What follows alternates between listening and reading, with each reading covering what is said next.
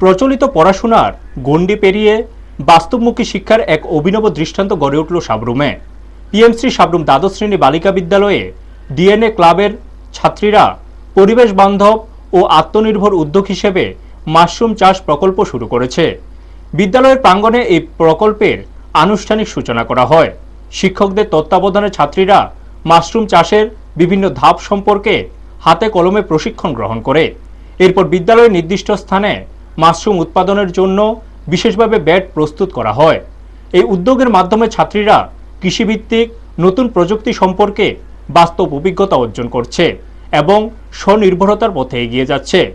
বিদ্যালয়ের শিক্ষিকা জানান, এই প্রকল্পের মূল উদ্দেশ্য হল ছাত্রীদের বিজ্ঞানভিত্তিক শিক্ষা ও বাস্তব দক্ষতার সঙ্গে পরিচয় করানো।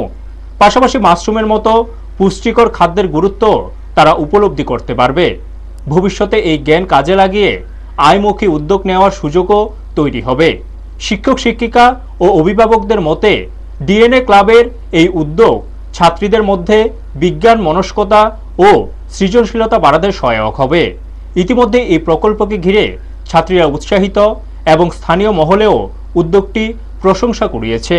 আগামী দিনে বিদ্যালয়ে আরও বিভিন্ন পরিবেশ বান্ধব ও উদ্ভাবনী প্রকল্প চালুর পরিকল্পনা রয়েছে বলে জানানো হয়েছে। ব্যুরো রিপোর্ট, নিউজ তৎকাল 24। নমস্কার, আমি পিএমসি সাবরুম গার্লস এসএসসি স্কুলের ডিএনএ ক্লাবের উদ্দেশ্যের মেম্বার। আমাদের এখানে অনেক মাশরুম বেড়েছে। এই মাশরুম আমরা মিড ডে মিলে ব্যবহার করতে পারি। যতন খুলুমকা আচুং পিএমসি সাবরুম গার্লস এসএসসি স্কুলनि ছাত্রী ডিএনএ ক্লাবের মেম্বার জনিয়রা মেলা মিখুমু মানি হাইসা जों मिड डे मिल रय चामो।